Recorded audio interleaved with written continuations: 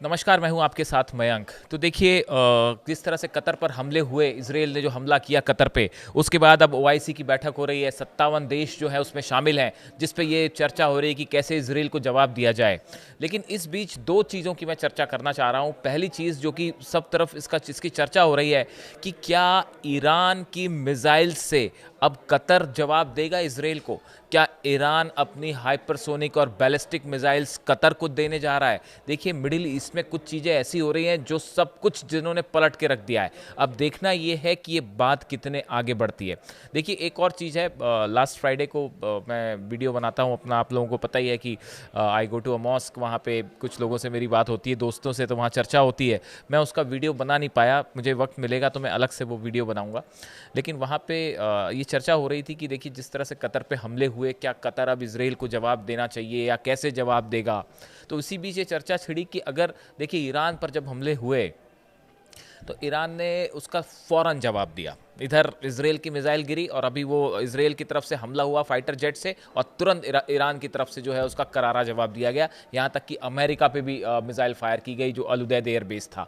तो ईरान जो है वो कैसे तुरंत जवाब कैसे दे देता है, ये मैंने कई लोगों से सवाल पूछा वहाँ जो मौजूद थे। आपको क्या लगता है कि ईरान में और बाकी देशों में क्या डिफरेंस है, जो ओआईसी के सदस्य हैं, जो अरब कंट्रीज़ हैं, तो कैसे ये ईरान जो है वो अचानक कैसे जवाब दे देता है, फ़ौरन कैसे जवाब देता है। तो वहाँ मौजूद एक शख्स थे, उन्होंने मुझसे कहा, इंटरेस्टिंग बात कही, मैं शेयर करना चाहूँगा कि खून में हुसैन की बहादुरी है, ईरान ने करबला से सीखा है, हुसैन वाला एक किसी से कम नहीं। देखिए ये उनकी तरफ से जवाब आया, इसीलिए हमने थंब में भी इस टाइटल का इस्तेमाल किया है कि खून में हुसैन की बहादुरी है, ईरान ने करबला से सीखा है। वो शायद अली खामेनी साहब के लिए ये बात कहना चाह रहे थे कि जब भी ईरान को झुकाने की कोशिश हुई, दबाने की कोशिश हुई, तो भले ईरान अकेला खड़ा रहा लेकिन उसने हमेशा मुंह तोड़ जवाब दिया, जंग का हौसला दिखाया। तो इस तरह की बात उन्होंने कही, इस पर हम कभी अलग से चर्चा करेंगे। फिलहाल जिस बात की सबसे ज़्यादा चर्चा हो रही है वो ये हो रही है कि क्या ईरान अपनी मिसाइल्स कतर को देने जा रहा है। अब ये सवाल उठा कहाँ से, देखिए ईरान के लॉ मेकर हैं मुज्तबा ज़ायरी, इनकी तरफ से कहा गया है, he has called on Qatar to expel US forces and host Iranian Revolutionary Guard hypersonic missiles to counter Israeli threats. इनकी तरफ से ये ईरान के जो लॉ मेकर हैं, सांसद हैं, इनकी तरफ से ये बात कही गई कि कतर को अमेरिका की जो फोर्सेस हैं उसको बाहर कर देना चाहिए, और आईआरजीसी जो है, ईरान की जो रेवोल्यूशनरी गार्ड है, इसको अपने यहाँ तैनात करनी चाहिए, ईरान की मिसाइल्स अपने आप तैनात कीजिए। उन्होंने जो जराई हैं, एड्रेस कतर्स आमिर शेख तमीम बिन हमद अल थानी directly on x, urging the replacement of US military presence with IRGC aerospace forces. उन्होंने कहा कि भाई कतर को जो अमेरिकी फोर्सेस आपने अपने यहाँ बुला रखी हैं अल उदैद एयरबेस में, 10,000 से ज़्यादा फोर्सेज हैं, आप इनको हटाइए और ईरान के सैनिक आप अपने बुलाइए, ईरान की मिसाइल्स हम आपको देने के लिए तैयार हैं, आप उसे अपने आप तैनात कीजिए।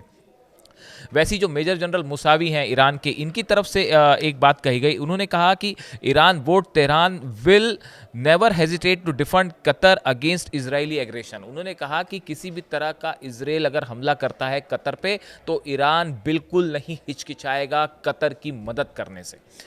अब देखिए ये जो बयान आए, इसके पहले एक और ईरान के जो प्रेसिडेंट हैं महमूद पेजेश्कियान साहब, इनकी तरफ से भी ये बयान आया। उन्होंने भी एक बात कही थी कि won't deter but want a firm response to any further aggression, कि अगर कोई भी तरह का हमला होता है तो हम जवाब देंगे। और उन्होंने है showed full solidarity with Qatar. उन्होंने ये भी कहा कि हम कतर के साथ जो है पूरी एकजुटता के साथ करें, और सभी मुस्लिम देशों से, इस्लामिक देशों से अपील की कि आप मिल के इसराइल के खिलाफ कदम उठाइए। तो देखिए ये जो 3-4 बयान आए जिसमें यह कहा गया कि अमेरिकन फोर्सेस को बाहर करिए, ईरान की आईआरजीसी कतर की सुरक्षा करेगी, ईरान की मिसाइल्स आप अपने तैनात कीजिए, हम आपकी रक्षा करेंगे, हम आपको जवाब देंगे। अब देखिए इससे दो बातें हैं। पहली बात तो ये है कि क्या ईरान अपनी मिसाइल्स वाकई कतर को देने के लिए तैयार है, क्या कतर इसके लिए राजी होगा जो ऑफर ईरान की तरफ से आया है। एक बात तो ये है कि ये होगा या नहीं होगा, इस पे काफ़ी सारे लोगों की अलग राय हो सकती है। ओआईसी की बैठक भी चल रही है आज, उसमें भी जो है 57 देश इस पूरे मामले पे चर्चा कर रहे हैं। लेकिन देखिए एक जो बड़ी चीज़ हुई, वो बड़ी चीज़ ये हुई कि जिस तरह से कतर पर हमला हुआ उसके बाद मुस्लिम देश जो हैं, 57 इस्लामिक देश हैं, इनका विश्वास कहीं ना कहीं डोल गया है अमेरिका के ऊपर। खासकर कतर का, कि क्या हमारी रक्षा करने के लिए वाकई अमेरिका है वहाँ पे, और जिस तरह से इसराइल ने हमला किया एलाई होने के बाद भी अमेरिका ने सही वक्त पे इन्फॉर्म नहीं किया, इसको लेकर काफ़ी सारा गुस्सा देखा जा रहा है, ऐसा कई लोगों की राय है। अब देखिए इस सिचुएशन में ईरान की एक एक्सेप्टेंस जो है इंटरनेशनल लेवल पे वो बहुत तेजी से बढ़ी है। आप देखिए जिस तरह से हमले हुए ईरान के ऊपर, ईरान अकेला लड़ता रहा, लोगों ने उसको क्रिटिसाइज किया, ईरान बार बार कहता रहा कि हमारी सॉवरेंटी के खिलाफ ये हमला है, हमारे आज़ादी के खिलाफ हमला है। अब वही हमला जब कतर के ऊपर हुआ तब सब लोगों को ये महसूस हुआ, कई कंट्रीज ये महसूस कर रही हैं कि वाकई ईरान सही था और ईरान के ऊपर हमले गलत हुए थे। एक इंटरनेशनल स्तर पर आप देखिए ये ईरान की स्ट्रॉन्ग डिप्लोमेसी का नतीजा है कि आज ईरान के लिए बड़ा समर्थन अंतर्राष्ट्रीय स्तर पर जुटना शुरू हो गया है। इसके अलावा आप देखिए कि ये जो बात है जहाँ तक कि कैसे जवाब दिया जाएगा, क्या डिफरेंस है ईरान में और दूसरे देशों में, इसको लेकर एक छोटी सी राय सामने आई है। कुछ लोगों का मानना ऐसा है, देखिए लंदन के किंग्स कॉलेज के स्कॉलर हैं, मिडिल ईस्ट एक्सपर्ट हैं एंड्रियास क्रेग, इनका कहना ऐसा है कि कतर जो है वो जंग नहीं करेगा और डिप्लोमेसी या कानूनी तरीके से ही वो इसराइल को जवाब देने की कोशिश करेगा। इसकी एक बड़ी वजह यह है कि अमेरिका एलाई है, अमेरिका से सुरक्षा की गारंटी लेते हैं वो, तो अमेरिका के खिलाफ नहीं जाएंगे। तीसरी बात है अमेरिका से रिश्ते खराब होने का डर होगा, इसलिए भी जो है वो शायद इसराइल पर हमला ना हो।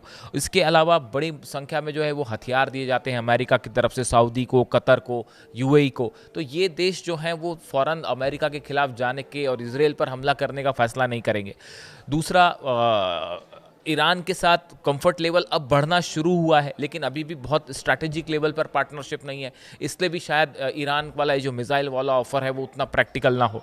और दूसरा जो विज़न 2030 जैसा प्लानिंग्स हैं यूएई की और सऊदी की, जिस पे आगे बढ़ रहे हैं, इसके लिए वॉर शायद वो ना करना चाहें। लेकिन आप दूसरी तरफ देखिए ईरान में जब भी हमले हुए ईरान ने फ़ौरन जवाब दिया। इसका मुख्य वजह जो एक्सपर्ट्स बताते हैं कि इस्लामिक जो रेवोल्यूशन थी, वो इस्लामिक रेवोल्यूशन के जो प्रिंसिपल्स हैं उस पे आधारित है ईरान की फॉरेन पॉलिसी और ईरान की नीति। ईरान ने किसी भी तरह का जो उसके ऊपर सैंक्शंस लगे उसे अलग थलग करने की कोशिश की गई, इकोनॉमिक सैंक्शंस लगे उसकी कोई परवाह नहीं करी और बेबाक होकर हमेशा जवाब दिया। इसके अलावा जो हथियारों की बात होती है, ईरान ने रशिया से हथियार मिले हैं, चीन से मिले हैं, लेकिन ईरान ने अपने खुद की हाइपरसोनिक मिसाइल्स डेवलप करने में तेजी से आगे बढ़ा है। अपने खुद के हथियार बनाए हैं ईरान ने, उसको बहुत ज़्यादा दूसरे पर निर्भर नहीं रहना पड़ता। ये भी एक बड़ी वजह, जब आपके पास खुद अपने कंट्री में बनाए हुए हथियार होते हैं तो आप किसी देश के दबाव में नहीं आते। इसके साथ ही आपने देखा होगा कि जहाँ तक फ़िलिस्तीनियों की मदद करने वाली बात है, ईरान ने बड़े खुल के फ़िलिस्तीनियों का समर्थन किया और उसके लिए फिर जो परिणाम भुगतने पड़े, जब स्ट्राइक हुई, 12 दिन का युद्ध हुआ, तब भी ईरान ने जो है किसी तरह के दबाव में अली खामेनी साहब नहीं आए और वो उन्होंने बेबाक जवाब दिया, चाहे अमेरिका खिलाफ हो, चाहे अरबियन कंट्रीज खिलाफ हो, चाहे जो है वो इसराइल की तरफ से हमले हो रहे हों, बट ईरान अकेला लड़ता रहा लेकिन फ़ौरन जवाब दिया उसने। शायद ये इसी वजह से वो भाई साहब जो कहना चाह रहे थे कि खून में हुसैन की बहादुरी है और ईरान ने करबला से सीखा है, हुसैन वाला एक किसी से कम नहीं, इस तरह की जो बात है वो शायद इसीलिए कही होगी उन्होंने। अब सोशल मीडिया पे मैं देख रहा था इस तरह की बातें कही जाती है कई जगह।